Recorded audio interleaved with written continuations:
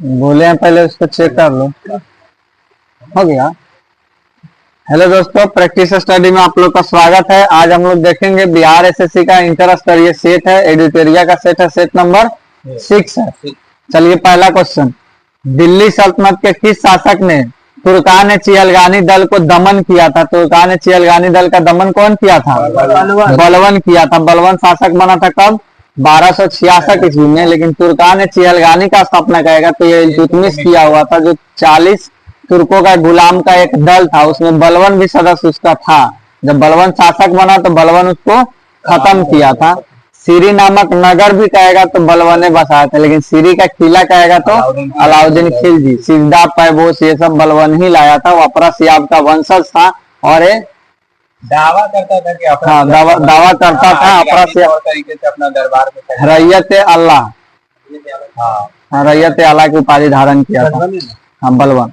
Option A में इल्तुतमिश, इसका शासन कब से कब तक रहा? 1211 से 1236 तक रहा था। ये शुद्ध अरबी का सिक्का चलाया हुआ था, चांदी का टंका और तंबा का जीतल चलाया हुआ था। एकता प्रणाली है इल्तुतमिश चलाया हुआ था, और ये कुतुब मीनार को पूरी करवाया भी था इल्तुतमिश। ऑप्शन सी में अलाउद्दीन खिलजी, ये कब शासक बना?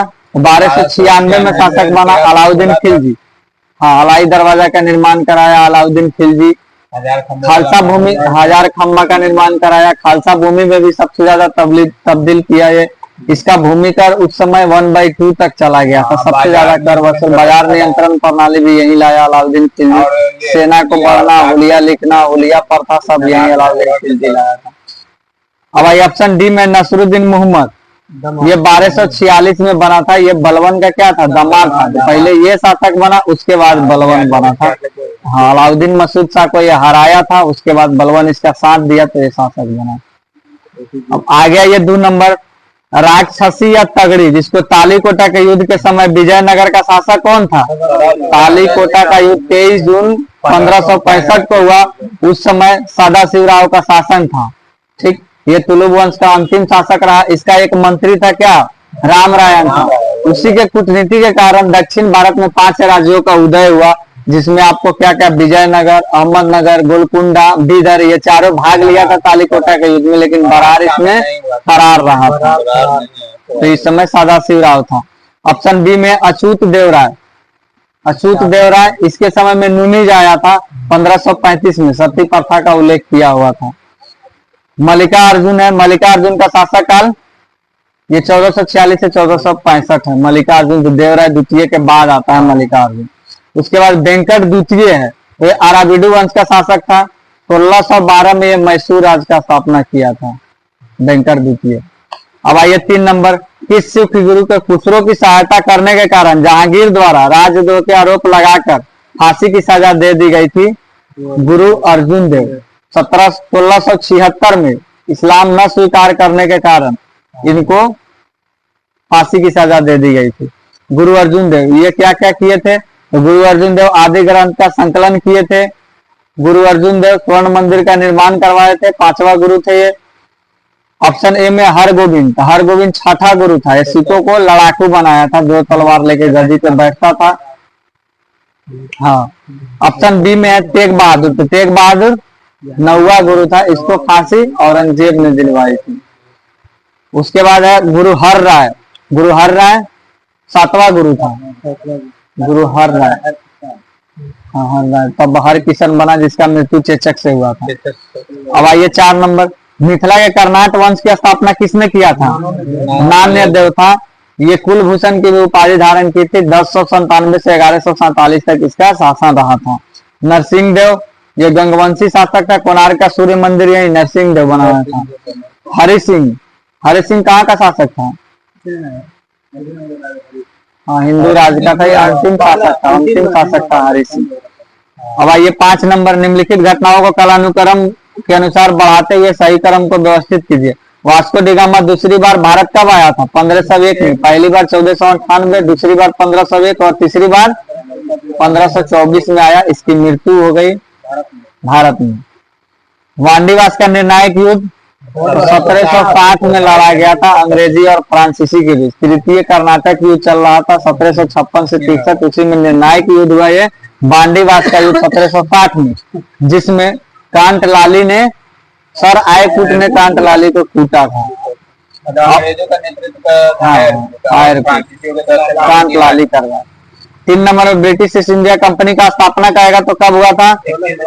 31 दिसंबर 1600 को स्थापना हुआ था। महारानी विक्टोरिया से अधिकार पत्र मिला, लेकिन इसका गठन करेगा तो 1599 में हुआ था।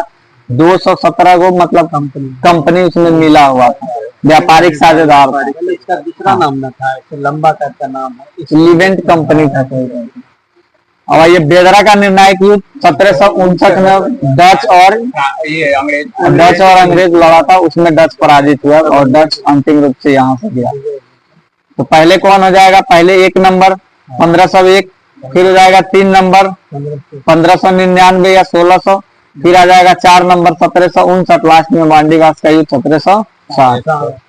अब आइए 6 नंबर, इस मुगल सम्राट के काल में ईस्ट इंडिया कंपनी को भारत में सर्वप्रथम कारखाना स्थापित किया गया था। तो 1608 में जहांगीर के काल में सूरत में स्थापना किया गया था। हालांकि कंपनी का गठन करेगा तो अकबर के समय में ही, तो वहाँ कंपनी का गठन करेगा तो अकबर के समय में ही होगा, लेकिन यहाँ पे स्थापना करेगा तो जहांगीर के समय में। जेम्स प्रथम का 2 गो राजदूत जहांगीर के समय में आया हुआ था। पहला कैप्टन हॉकिंस 1608 में आया हुआ था, जो इससे आगरा के किला में मिला, और दूसरा आया था थॉमस रोकव 1615 में, जो जाकर अजमेर के किला में मिला और वो अनुमति लेने में सफल रहा व्यापारी कोठी खोलने में। अब आइए 4 नंबर, बानर सेना या मंजरी सेना का गठन किस आंदोलन के दौरान किया गया था? सविनय अवज्ञा आंदोलन के दौरान यही बानर सेना मंजरी सेना का गठन किया गया था, जिसका सदस्य बनी थी कौन सी उस समय? इंदिरा गांधी थी इसका सदस्य उस समय। हाँ, इंदिरा गांधी थी इसमें। 17 मई जन्म। सविनय अवज्ञा आंदोलन जो मंजरी सेना का गठन हुआ था, इंदिरा गांधी उसका सदस्य थे। भारत छोड़ो आंदोलन ऑप्शन ए में है, तो इसका हुआ था 8 अगस्त 1942 को। स्वदेशी आंदोलन 7 अगस्त 1905 को। असहयोग आंदोलन 1 अगस्त 1920 को स्टार्ट हुआ था। अब आइए 8 नंबर, निम्नलिखित में से किस अखबार को रातों रात वर्नाकुलर प्रेस एक्ट से बचने के लिए अंग्रेजी अखबार में तकदीम कर लिया था? कौन? अमृत बाजार पत्रिका। अगर कहेगा वर्नाकुलर प्रेस एक्ट आया था कब? लॉर्ड लीटन के काल में 1878 में। इसमें क्या था? कोई भी अखबार संपादक कंपनी के खिलाफ आपत्तिजनक कोई भी खबर नहीं छाप सकता है, नहीं तो वो उस पर कार्रवाई करेगा। तो लाया था 1878 में। किसके लिए लाया गया था? सोम प्रकाश के लिए लाया गया था। रातों रात बदला कौन? अमृत बाजार पत्रिका। अब वो बंगला में भी छपता था, अंग्रेजी में भी छपता था, लेकिन वो बंगला छोड़ के अंग्रेजी में ही छापना लगा, अमृत बाजार पत्रिका। और इसका सपोर्ट कौन किया था? पायनियर किया था इसका सपोर्ट। ऑप्शन ए में केसरी, तो केसरी बाल गंगाधर तिलक का है। मराठा भी है, तो केसरी आपका कौन भाषा में? मराठा में, और मराठा अंग्रेजी भाषा में। इंडियन मिरर द्वारिकानाथ टैगोर, कब? 1862 में। उसके बाद है डी नंबर में द ट्रिब्यूनल दयाल सिंह मजाठिया 1881 में, लाहौर से होता था। अब आइए 9 नंबर, क्रांति की तलवार में धार वैचारिक पत्थर पर रगड़ने से आती है, यह कथन किसका है? भगत सिंह का है, लाहौर कोर्ट में बोले हुए, तो लाहौर जेल में बोले हुए। राम प्रसाद बिस्मिल, सारे जहां से अच्छा हिंदुस्तान हमारा। ऑप्शन सी में आसफाकुल्ला खां, तो काकोड़ी ट्रेन एक्शन से संबंधित थे, फैजाबाद जेल में इनको फांसी दी गई। हाँ, चंद्रशेखर आजाद, कोई भी गिरोह में पकड़ नहीं आया, लेकिन लास्ट में मुठभेड़ हुआ 27 फरवरी 1931 को इलाहाबाद अल्फ्रेड पार्क में, और वहीं पे ये अपने आप को गोली मारे थे। 10 नंबर में आइए, निम्नलिखित में से किस क्षेत्र में अस्थायी बंदोबस्त प्रचलित नहीं था? तो अस्थायी बंदोबस्त नहीं प्रचलित था। पंजाब में महालवाड़ी था, 30% भूमि पर लागू हुआ था। इसका जनक हॉल्ट मैकेंजी था, और यहाँ कर 1/2 था। और ये देता किसको थे कर? तो महालवाड़ी का मतलब होता है मुखिया, गांव के मुखिया को कर दिया जाता। इसके अलावा कहेगा बंगाल बिहार उड़ीसा में अस्थायी बंदोबस्त था। 1793 में लॉर्ड कॉर्नवालिस ने लगाया था सर जॉन शोर की प्रेरणा से, और वो 19% भूमि पर लगा हुआ था। उसमें कर लगान की दर निर्धारित नहीं था, जितना भी साहूकार वसूल ले उसका 10% अपने पास रखता था और 90% सरकार के कोष में जमा करता था। और एक और था क्या? रैयतवाड़ी, जो सबसे ज्यादा परसेंट, हाँ 51% भूमि पे लगा हुआ था रैयतवाड़ी। थॉमस मुनरो और कर्नल रीड लगाया हुआ था, उसका जनक कहा जाता है। और ये 51% भूमि पर था और इसमें भी हाफ कर था। ये डायरेक्ट सरकार के कोष में जमा करता। स्थायी पद्धति का नाम बता दीजिए। इसका स्थायी बंदोबस्त और ना नाम है। हाँ, स्थायी बंदोबस्त का इसका मरारी का ये, जागीरदारी का ये, सूर्यास्त कानून का ये सब कहा जाता है। हाँ, मालगुजारी भी उसी को कहा जाता है। 3-4 का नाम है। अब आइए 11 नंबर, चंद्र प्रघोत के प्राचीन गणराज्य के राजा थे। तो चंद्र प्रघोत कहाँ के राजा थे? उड़ीसा। उस समय अवंती था जिसका जिसका राजधानी उज्जैनी था। इसी को भेजे हुए थे कौन? बिंबिसार अपना जीवक को, राजवैद्य जीवक था।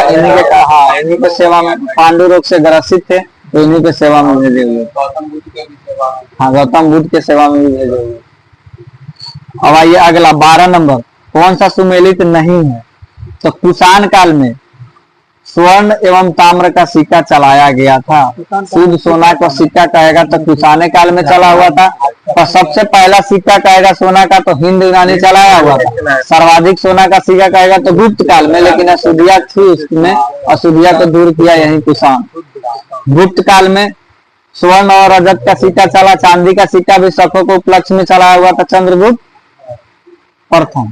चंद्रगुप्त प्रथम चलाए हुए थे गुप्त। सातवाहन चांदी था, तांबा था, मिलनी फेमस था, शीशा का सिक्का सातवाहन। कलचुरी वंश ये भी स्वर्ण, रजत और ताम्र चलाए हुए थे। अब आइए वर्तमान में उच्चतम न्यायालय के कुल कितने न्यायाधीश है? तो वर्तमान में कहेगा तो 34, 1 + 33 होता है। सर्वोच्च न्यायालय, ये उच्च न्यायालय का कुल न्यायाधीश है। उच्च न्यायालय का न्यायाधीश कितना होगा यह निर्णय कौन करता है? राष्ट्रपति करता है। उच्च न्यायालय में कितना न्यायाधीश होगा उसको राष्ट्रपति करता है, लेकिन संसद में कितना न्यायाधीश होगा इसको तय आपको संसद करता है। शुरुआत में 8 हो गए। तो सर्वोच्च न्यायालय के मुख्य न्यायाधीश का कहेगा सेवानिवृत्ति तब 65 वर्ष होता है। राज्य में जाएगा तो 62 वर्ष होता है और वहां अधीनस्थ में चल जाएगा तो 60 वर्ष होता है आपका मैक्सिमम। तो ये हो गया। इसकी नियुक्ति कौन करती है? तो राष्ट्रपति करता है। हटाया जाता है इसको संसदीय महाभियोग की प्रक्रिया के द्वारा। तो आजादी के समय कहेगा कितना न्यायाधीश था? 7। 1 + 7 था आजादी के समय। और जब रेगुलेटिंग एक्ट 1773 आया, 74 में स्थापना हुआ था, उस समय पे कितना था? 1 और 1 + 3।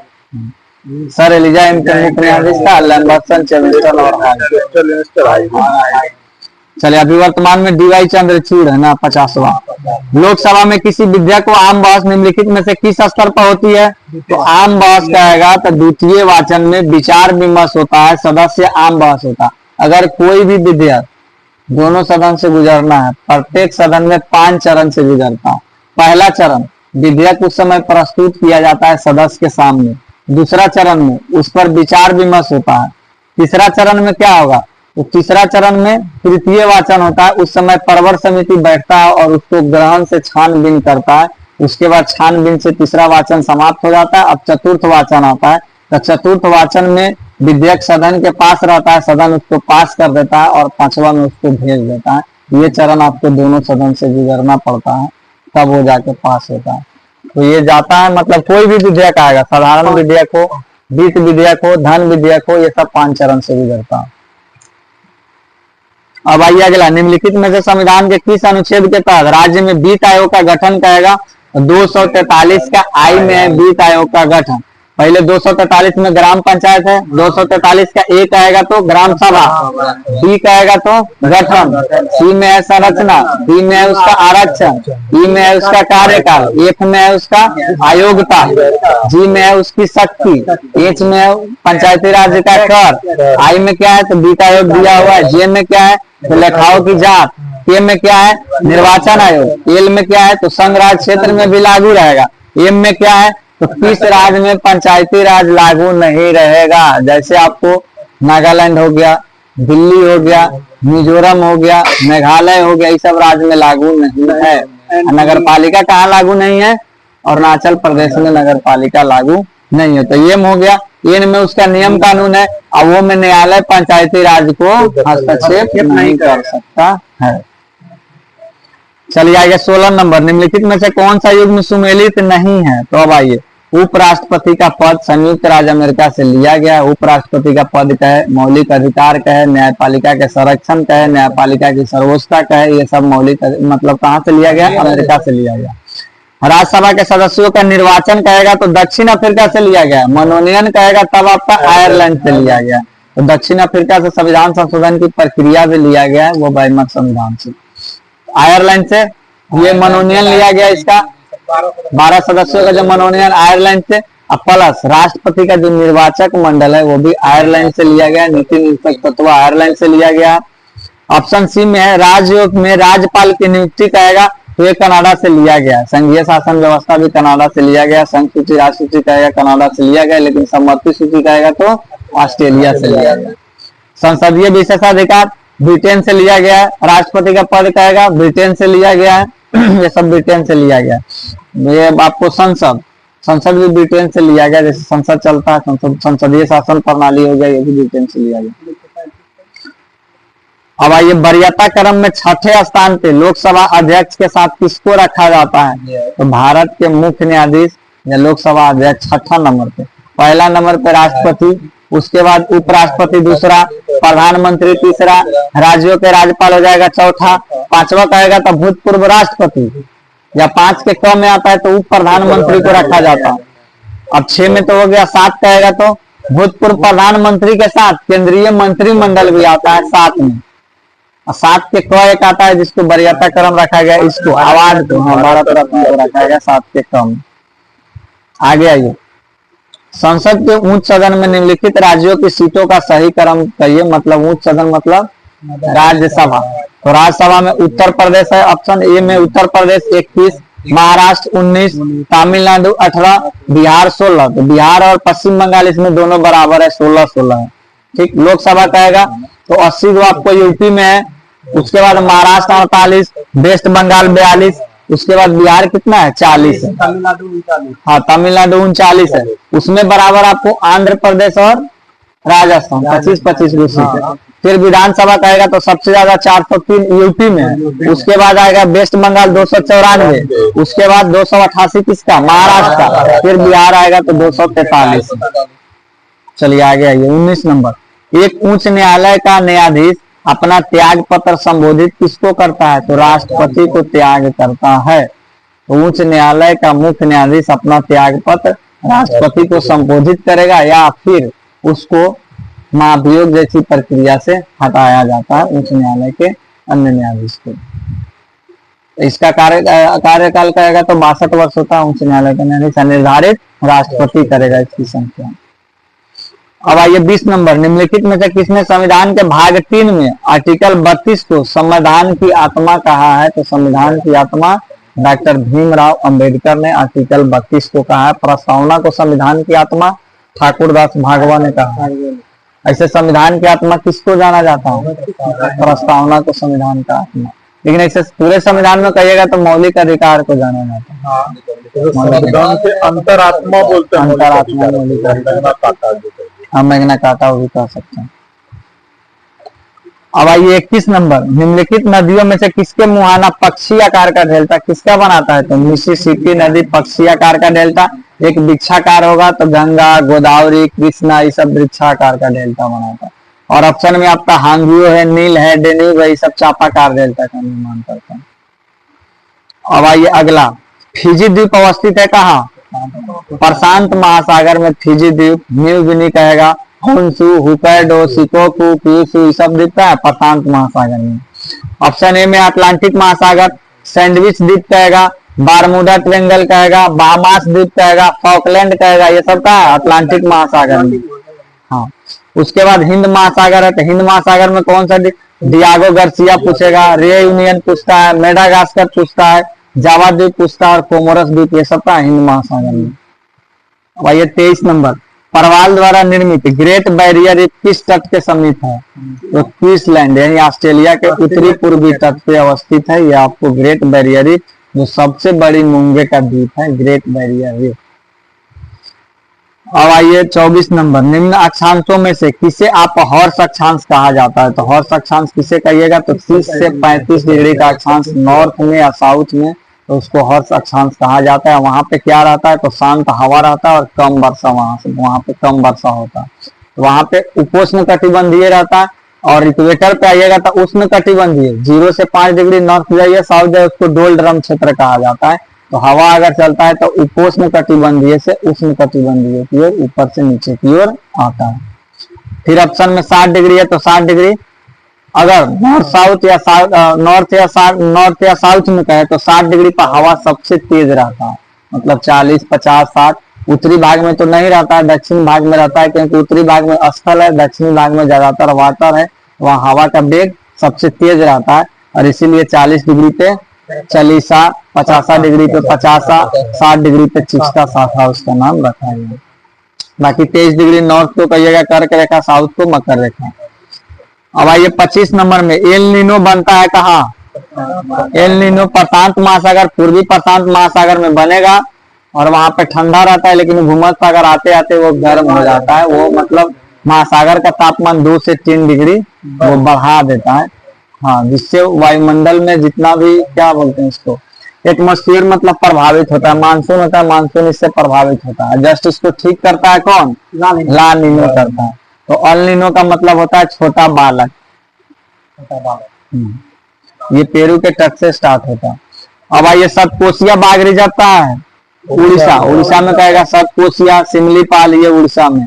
ऑप्शन बी में तमिलनाडु, तमिलनाडु में सत्यमंगलम, अगस्त मलाई, मुदुमलाई, ये सब तमिलनाडु में।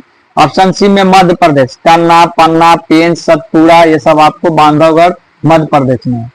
अब आइए महाराष्ट्र, मेलाघाट, तडोबंधेरी, सह्याद्री, बोर, सब महाराष्ट्र में। हाँ, सबसे बड़ा अगर टाइगर रिजर्व कहेगा तो कौन है? श्रीशैलम। सबसे छोटा बोरे है, महाराष्ट्र का बोरे। तो साउथ बटन तुम कह रहा है ना, वन्य जीव हो गया, राष्ट्रीय उद्यान सबसे छोटा वन्य। सबसे बड़ा कहेगा तो हेमिस है, सबसे छोटा कहेगा तो ये साउथ। हाँ, अब आइए 27 नंबर, निम्नलिखित में से किस महाद्वीप सबसे अधिक देश है? सबसे अधिक देश का महाद्वीप कह देगा तो आपको अफ्रीका हो जाएगा, 54 को देश है। फिर उसके बाद एशिया आता है, लेकिन क्षेत्रफल के हिसाब से कह देगा तो एशिया सबसे बड़ा है। अब आइए 28, निम्नलिखित में से किस क्षेत्र में प्रवाल द्वीप नहीं पाया जाता है? तो जहाँ खारा पानी सबसे ज्यादा रहेगा वहां प्रवाल द्वीप नहीं पाया जाता है। तो यही केंद्र की खाड़ी, इसको पहले खंभात की खाड़ी के नाम से जाना जाता है। यहाँ खारा जल होगा तो यहाँ प्रवाल द्वीप नहीं होगा। बाकी मनार की खाड़ी, कच्छ की खाड़ी, लक्षद्वीप, मिनिको यहाँ है। अब आइए अगला 29 नंबर, भारत में किस राज्य का सर्वाधिक घने पतझड़ वाले जंगल से घिरा हुआ है? तो मध्य प्रदेश हो जाएगा। तो मध्य प्रदेश है, दूसरा में अरुणाचल प्रदेश है, लेकिन प्रतिशतता में कहेगा तो मिजोरम हो जाएगा। परसेंटेज टोटल कितना है वन आच्छादित का? 24.62 है वन आच्छादित का। ऐसे बिहार में कहेगा तो सबसे ज्यादा किसका है? कैमूर का है, तब पश्चिमी चंपारण का है। सबसे कम कहेगा तो शेखपुरा, शेखपुरा मतलब सूखी गया है वो। अब आइए अगला 30 नंबर, छठी पंचवर्षीय योजना के दौरान निम्नलिखित में से किस कार्यक्रम का शुरुआत हुआ था? छठी पंचवर्षीय योजना एकीकृत ग्रामीण विकास संगठन, जिसको IRDP, 2 अक्टूबर 1980 को। द्वारिका कहेगा तो 1982 को। NREP कहेगा 1980 को। ट्राइसन कहेगा 1979 में।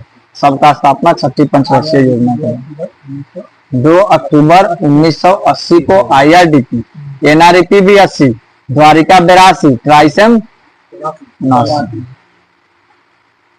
अब आइए अगला 31 नंबर, सार्वजनिक वितरण प्रणाली क्या है? तो गरीबों की खाद्य सुरक्षा उपलब्ध कराना, जमाखोरी कालाबाजारी को रोकना, व्यापारियों द्वारा अधिक मूल्य पर को की जाने के लिए रोकना, है सब सार्वजनिक वितरण प्रणाली का देन है। TDS इसको बोलते हैं। TDS कब आया था? हालांकि 1947 से ही स्टार्ट है, लेकिन TPDS एक होता है, TPDS 1997। अब आइए 32, भारत में नगरीय क्षेत्र में BPL परिवारों को पहचान के लिए निम्नलिखित में से कौन सी समिति गठित की गई थी? तो आपको हसीन समिति 2012 में प्रस्तुत किया था। ये BPL परिवारों को पहचान के लिए समिति गठित किया। तो BPL को पहचान कहेगा तो ये राज्य सरकार करता है। आगे आएगा इसका भी क्वेश्चन। ऑप्शन ए में तेंदुलकर समिति, ये गरीबी से संबंधित है, 2004 में गठित हुआ था और 2009 में अपना रिपोर्ट दिया। उनको देखना था कि गरीबी सही में वास्तविक रूप से है या नहीं। उसके बाद लकड़वाला समिति, ये 89 में गठित हुआ, 93 में रिपोर्ट दिया। जिस भी गरीबी से संबंधित है, हर राज्य के लिए अलग अलग अपना निर्धारण किए हुए थे उपभोग व्यय। अब आइए अगला, कपाट क्या है? तो ग्रामीण कल्याण कार्यक्रमों की सहायता का मूल्यांकन से कपाट का गठन 1 सितंबर 1886 में हुआ था। कपाट ये ग्रामीण विकास मंत्रालय के तहत आता है। इसका मुख्यालय क्या है तो कहाँ है? दिल्ली में। अब आइए, निम्नलिखित में से कौन सा सुमेलित नहीं है? औद्योगिक वित्त के तहत सिडबी कार्य करता है। सिडबी का स्थापना 1990 में। फिर सामाजिक सुरक्षा उपाय भारतीय निर्माण बोर्ड। ग्रामीण साख कहेगा तो नाबार्ड, इसका स्थापना नाबार्ड 1982 सुरामन समिति के सिफारिश पे। फिर ग्रामीण रोजगार योजना कहेगा तो ग्रामीण रोजगार योजना SJRY से संबंधित नहीं है, शहरी रोजगार है। शहरी रोजगार 97 और ग्रामीण रोजगार 99 में आया था। फिर आइए अगला, 35 नंबर, रियो डी जेनेरियो में संपन्न अंतर्राष्ट्रीय सम्मेलन। ये किसका है? संयुक्त राष्ट्र पर्यावरण विकास का सम्मेलन है। ये पहला सम्मेलन इसका 72 में हुआ था। 5 जून को पर्यावरण दिवस 73 से मनाते हैं। इसका 20वीं वर्षगांठ कब? 1792 में 1992 में रियो डी जेनेरियो में प्रथम पृथ्वी सम्मेलन हुआ था, जिसको रियो 1 भी कह सकते हैं। रियो 5 कहेगा तो 1997, रियो 10 कहेगा तो 2002 जोहान्सबर्ग, और रियो 20 कहेगा तो 2012 में हुआ था रियो डी जेनेरियो।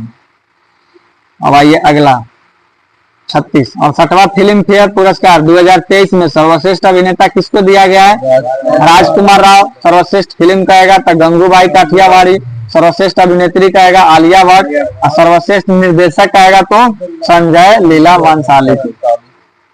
अब आइए अगला, 27वां चौगम सम्मेलन का आयोजन कहाँ हुआ था?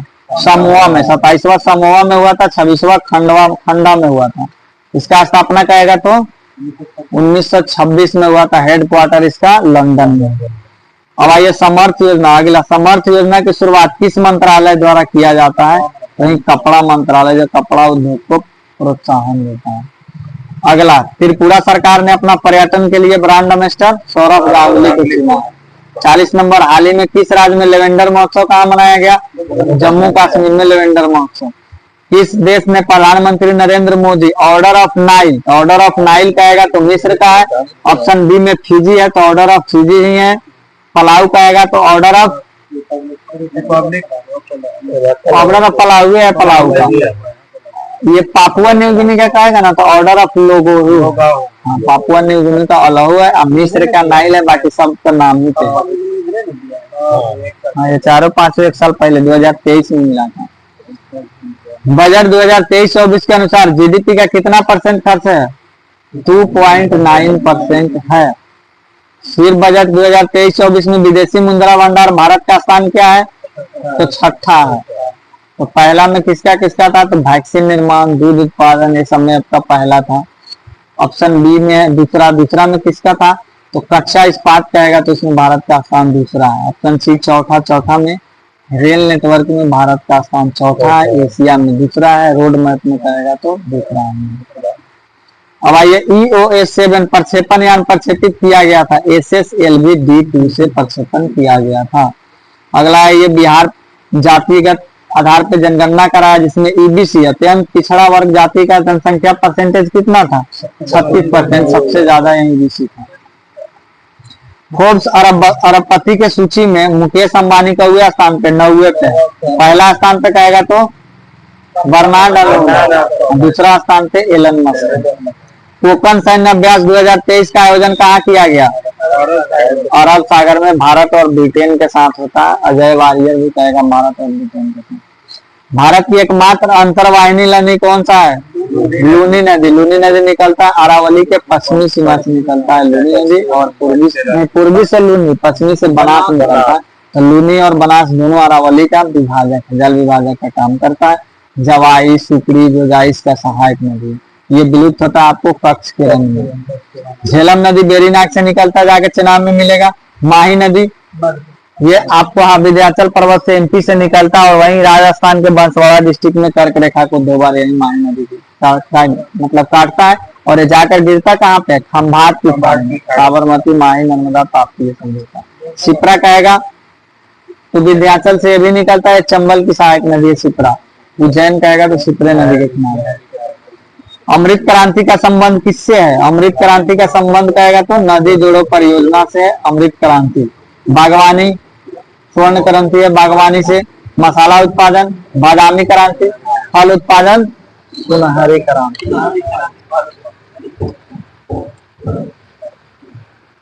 अब आइए अगला, सार्वजनिक वितरण प्रणाली पीडीएस का संचालन किया जाता है।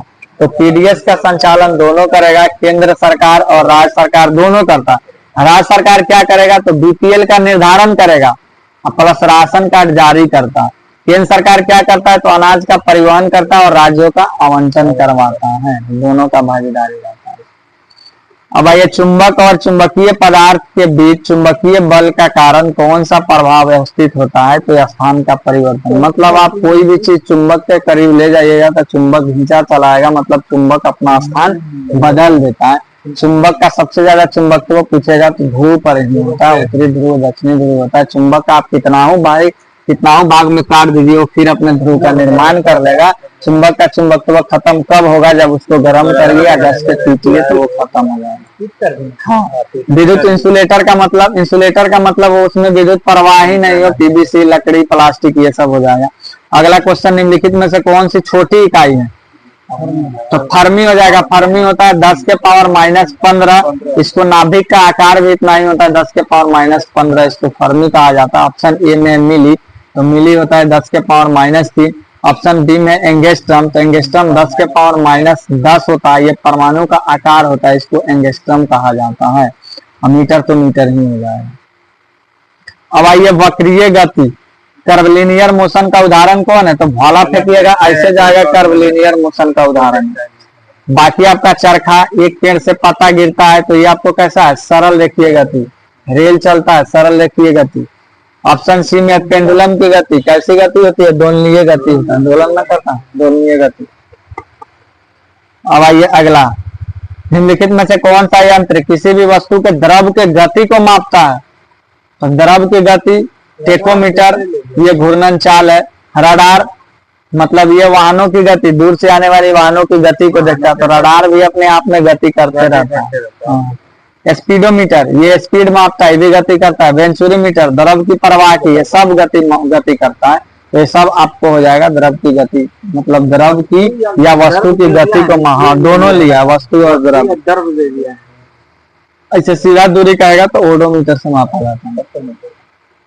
अब आइए, न्यूनतम संभव तापमान फ़ारेनहाइट पे कह रहा है तो ऐसे पहले डिग्री सेल्सियस पे कहेगा तो -273 डिग्री सेल्सियस पे आपको परम शून्य तापमान। केल्विन कहेगा तो 0 डिग्री केल्विन कर दीजिएगा तो हो जाएगा। या उसको फ़ारेनहाइट में पूछ रहा है तो -459.4, तो इसको डिग्री सेल्सियस से आप निकाल सकते हैं 273/100 F-32/180 तो आपका आ जाएगा 459। हाँ, 459.4 दिया है तो एक्यूरेट आएगा, एक्यूरेट इतना आएगा, काटिएगा तो एक्यूरेट इतना आएगा।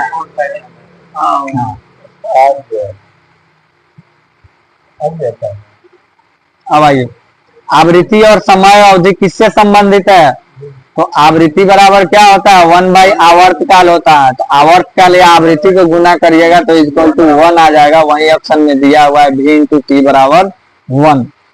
मानव शरीर की रक्त की मात्रा शरीर का 5 से 6 लीटर, मतलब 7 से 8% ही रहता है। और स्त्री का कहेगा तो उससे आधा लीटर कम होता है। ऊंचे पहाड़ों पर नाक से खून क्यों निकलता है? आप वायु दाब, मतलब आपका अंदर का वायु दाब उतना है और जब आप ऊपर जाइएगा तो वायुमंडलीय दाब कम होता जाएगा, मतलब आपके शरीर से बाहर का वायुमंडलीय दाब कम हो गया, जिसके कारण आपका रक्तचाप बढ़ जाता है और वहां से रक्त निकलने लगता है। तो यही होगा। अब आएगा नोडुलेटेड जड़ किसमें पाया जाता है? नोडुलेटेड रूट किसमें पाया जाता है? तो मटर, दलहनी पौधा में जो भी राइजोबियम जीवाणु होता है नाइट्रोजन फिक्सेशन के लिए जाना जाता है। अब गेहूं कल पढ़े थे, ऑप्शन बी में गेहूं है, यह झांकड़ा जड़ का उदाहरण था। ऑप्शन सी में सरसों था, यह मूसला जड़ का उदाहरण था। और बरगद भी था जो झखड़ा ही का लेता है बरगद। सब अपस्थानी का प्रकार है।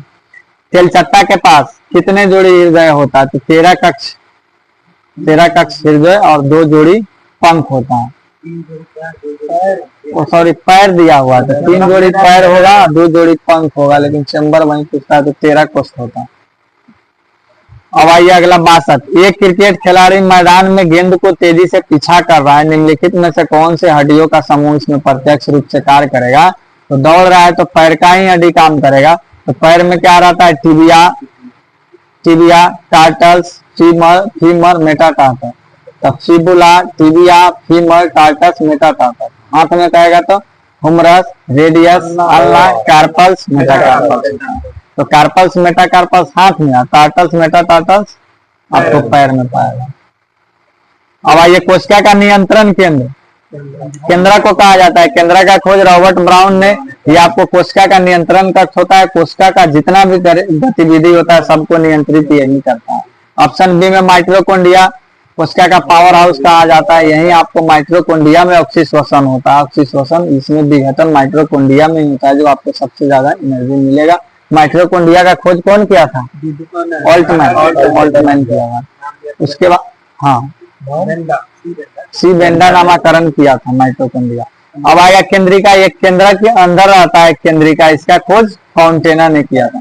डीएनए आनुवांशिकी गुणों का वाहक होता है डीएनए, इसका खोज फ्रेडरिक मिक्सचर ने किया। 64। निम्नलिखित में से कौन सा इसमें कोशिका नहीं है?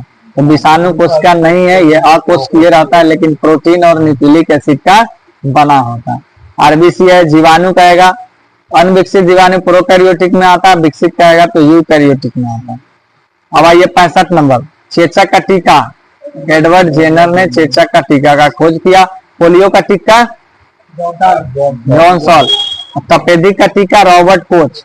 बीसीजी का टीका यही बैसिलस कॉलरेट गोल्डमिन होता है। मलेरिया का टीका परजीवी का खोज किया था। अब आइए 66। हार्मोन शब्द का प्रयोग सबसे पहले किसके द्वारा किया गया? बॉयलर और रोस्टिंग हार्मोन शब्द का प्रयोग किया गया था। जबकि इंसुलिन कहेगा तो बेंटिंग बेस। ऑप्शन ए में गोविंद खुराना, डीएनए का जीन संश्लेषण Hargobind Khurana. James Watson Crick, DNA का डबल हेनरिक्स मॉडल। अब आइए 67। किसी जीव के अनुवांशिकी संरचना क्या कहलाता है? हाँ, और जीनोटाइप नामी है, जीन से बना हुआ रहता है जीनोटाइप। ये आंतरिक रूप से रहेगा, आपको जीनोटाइप प्रत्यक्ष रूप से दिखाई नहीं देता है। वहीं फिनोटाइप कहेगा तो जीन के बाहर उपस्थित रहता है, जो आपको प्रत्यक्ष रूप से दिखाई दे देगा। मेंडल का नियम पड़ जाएगा तो उसमें जीनोटाइप और फिनोटाइप।